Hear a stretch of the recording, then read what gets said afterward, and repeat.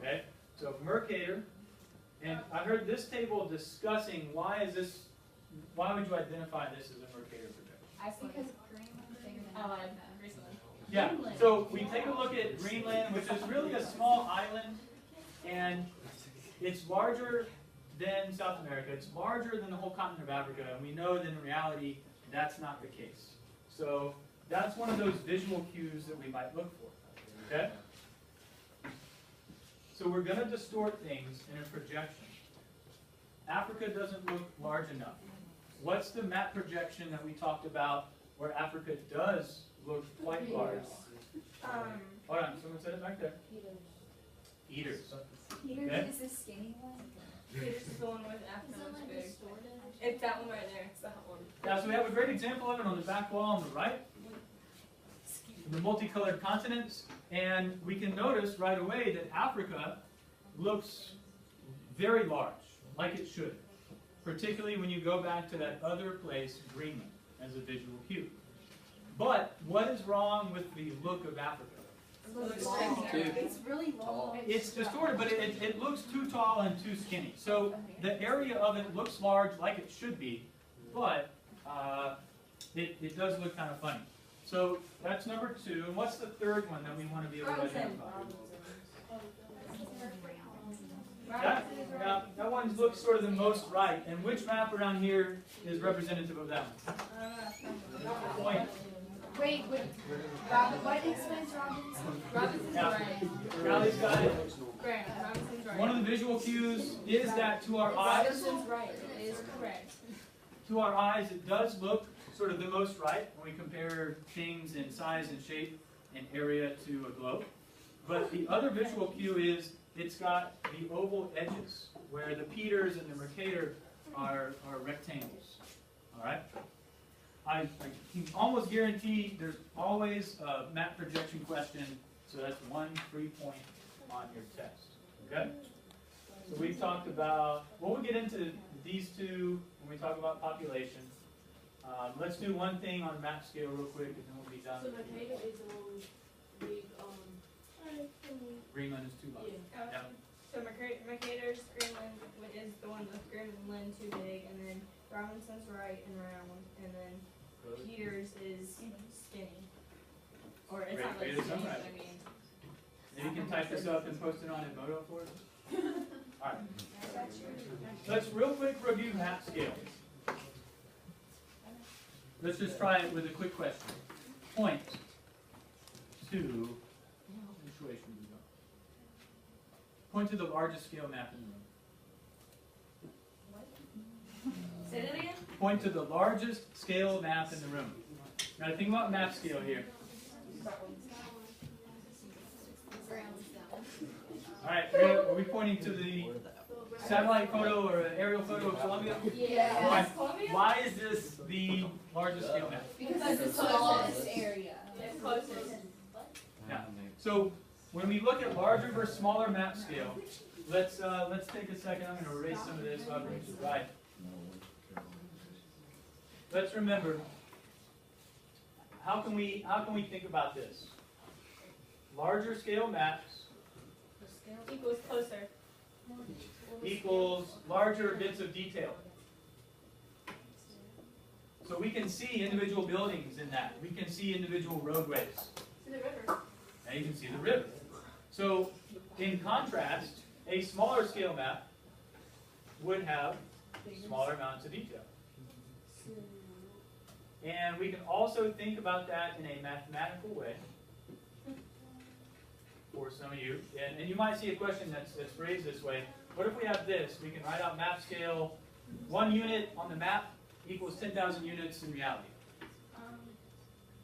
Compared to a map where 1 unit on the map equals 10 million units in reality.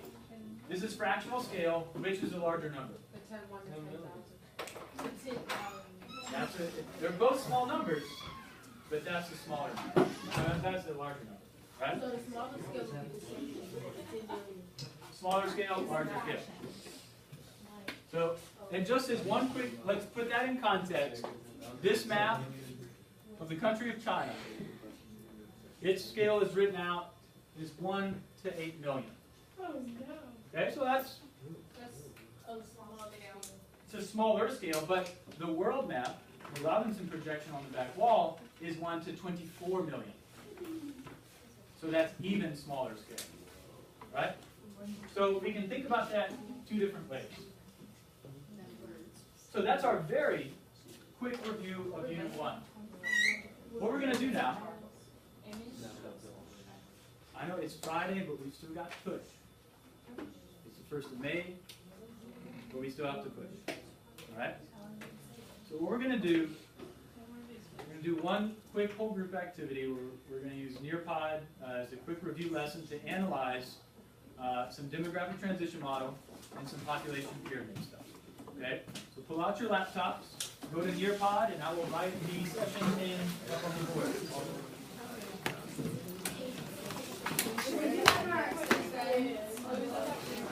Can we do it on our phone? Yes.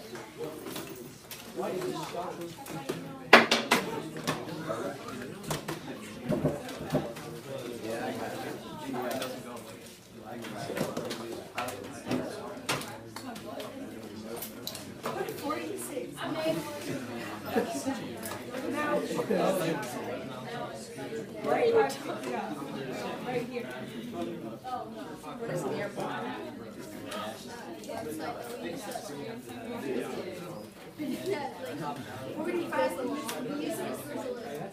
What we got was sometimes I got a 90.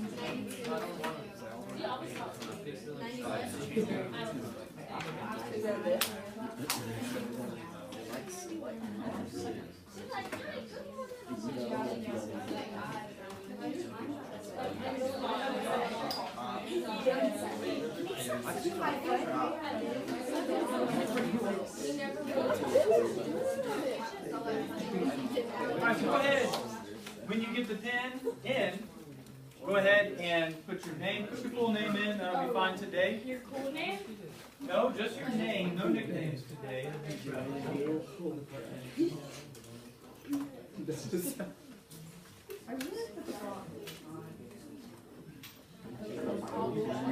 All capital letters. Yes, it is.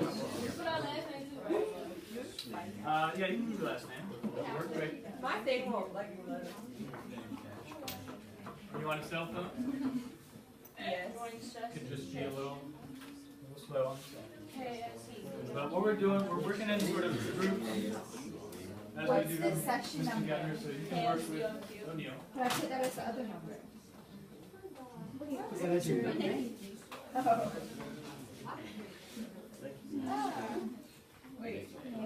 Alright, so give me those 5 behaviors real quick. And let's make sure, session code is up here. Let's make sure everyone is in. I'm not in. I'm not in either. And we know it's the end of the day, so sometimes we have a little bit of network slowness, and that's okay. We'll be talking within our groups as we do each of these little analyses. So, How do you know if everyone's in or not? well, I mean, I can see up here, but if you're having a technical issue, keep working through it. But otherwise, we can look on with somebody else. You got it, Trent? Yeah, KSEOQ.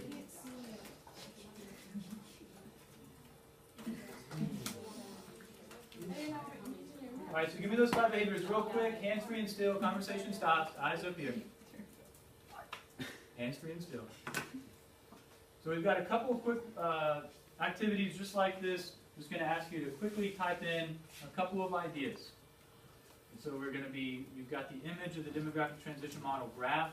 We're going to start with vocabulary and then see what we can connect to that. See what examples we can generate. And again, that's that basic format we want to use when we prepare on our own. So quickly, take about, 60 seconds. See what you can put in.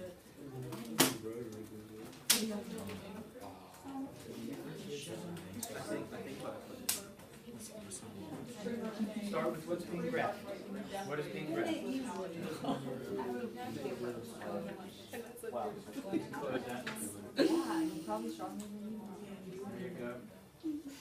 Why'd you put that in? Trent's fine.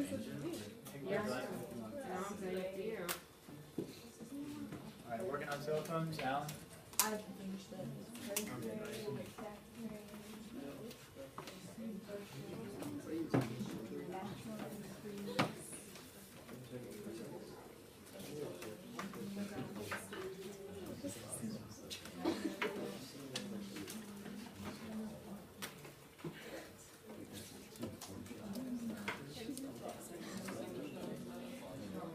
All right, 10 seconds. Go ahead and submit what you have if you have not submitted yet.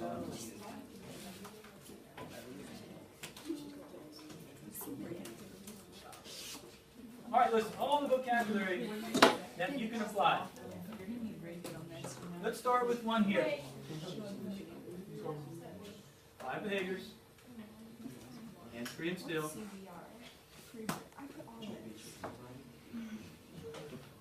We're just going to share a couple of these real quick.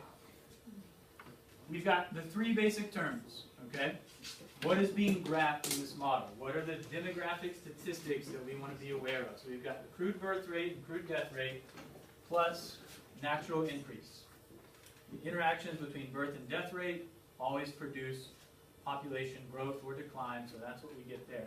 Infant mortality rate is something that we can sort of infer, and we'll get around to that. But there are some other good terms. I like infant mortality rate that we can use. Now let's share another one really quick.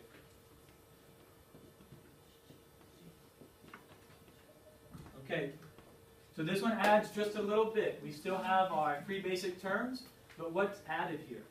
Stages. Now that fact that we do have these individual stages, and we have to know statistically what's happening. What's happening between the birth and the death rate as we move through these different stages. So you've got it up at the top of your screen, and I guess I can't make that larger right now, but what happens, Nathan, when we enter stage 2? Let's break that down real quick. Well, there's like a really big boost in population. All right, so what demographic statistic increases? The birth rate. No, not birth rate. Look at the graph. It's up in the corner of your screen. Natural increase.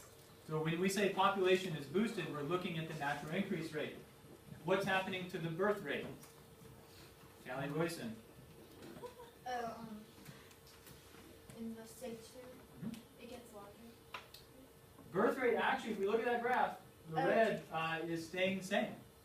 So if births are staying the same, what's making the population grow? Very good, Lindsay. The death rate is declining. So more people are living longer, but we're still having lots of babies. Let's put it into context, right?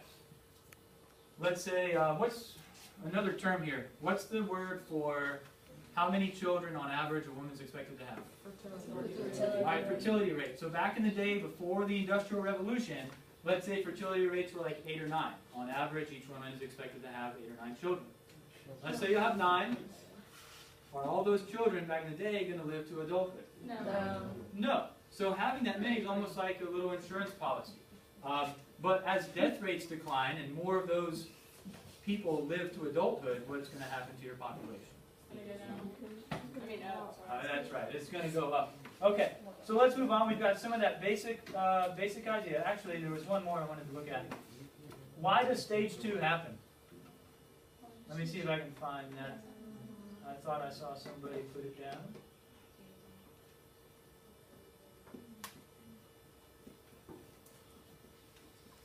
No, I don't see it. What happens, what event occurs to kick parts of the world into stage 2 of the demographic transition model? Wasn't it? Not the agricultural revolution. Industrial The revolution. industrial revolution.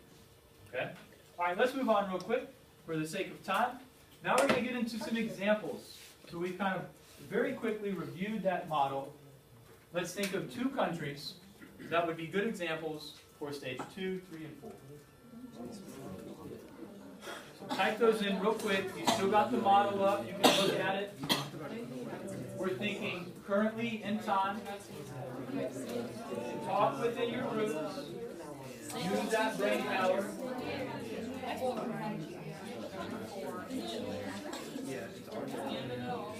Stage 3, Brazil. And Argentina. What's the other one? Just abbreviate, you don't even need to type. Wait, you never say Nigeria. Rwanda's good. Talk by phone. Whatever, I mean, not. US isn't 4. My phone just like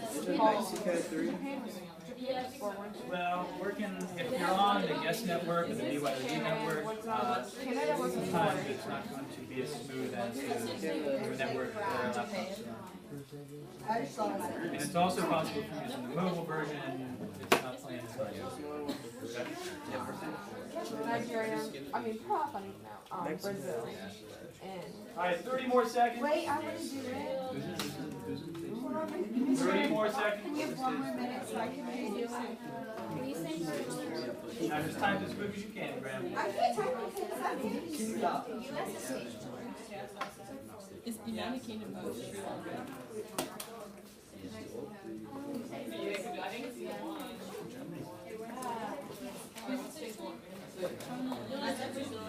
Alright, we've got some responses already in. That's good.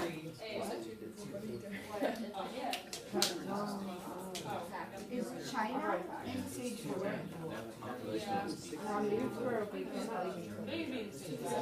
I don't know how. That is. Yeah, I did ask my order on Alright, go ahead and submit what you got. Press submit, and then let's get those 5 behaviors again. Excellent. Alright, let's share a couple of these. Right. So stage 2. And let's pull down our map so we can visualize where these places are. Kenya, what continent? What region? That one's mine. What region is this? South Asia. We can say Sub-Saharan Africa, but what other part of Africa? East Africa. And then we've got Nigeria, which is in what other part of Africa? South Africa. East Africa. West Africa. West Africa, very good. I knew you were going to get there at some point. So yeah, those two are very good examples of stage 2 countries. For stage 3, we've got Brazil and Argentina. What region could we say Brazil and Argentina are in? Central. South America is one. What's another? Central America. Starts with an L. Latin America. Latin America. Then What's Central lastly, America? Mexico. Latin America is Mexico South. And what's Central America? Well, Central America we could break out individually. Remember, there's lots of ways we can regionalize. That's why I've been asking you for more than one. Stage 4, Canada and Japan. These are all 6 very good examples.